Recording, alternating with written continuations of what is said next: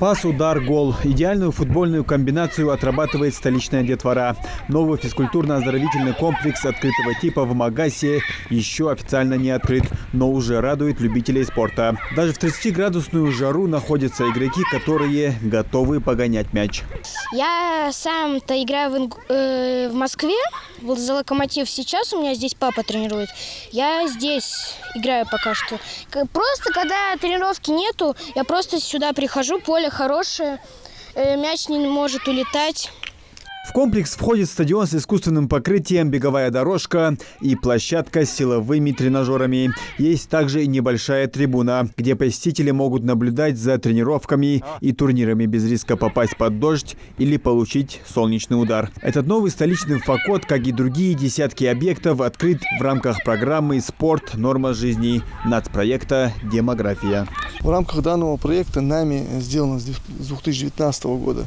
Мы произвели поставку футбольного поля с искусственным покрытием и легкоатлетическими беговыми дорожками. Это у нас в Насыркорском муниципальном округе, это у нас в Икажевском муниципальном округе, в Новом Лиданте и в городе Малгобек. 4 комплекта.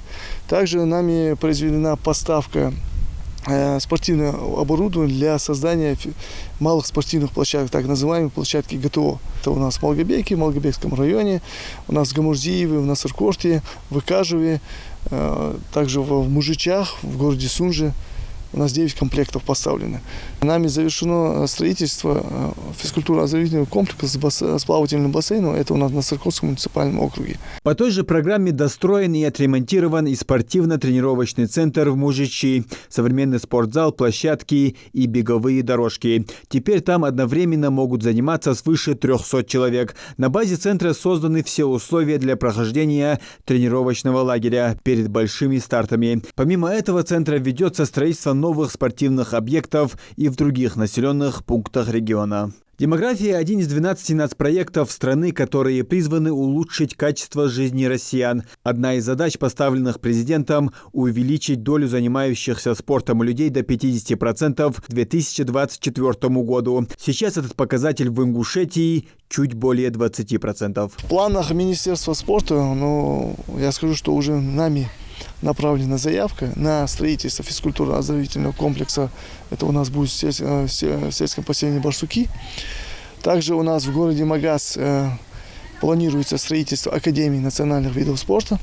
На стадии доработки проектно-сметной документации на строительство физкультурно-оздоровительного комплекса плавательного бассейна в городе Сунж. В планах у нас также строительство физкультурно-оздоровительного комплекса плавательного бассейна. Это у нас будет в городе Карабулак, в городе Назрань, также в сельском поселении в Кантышево.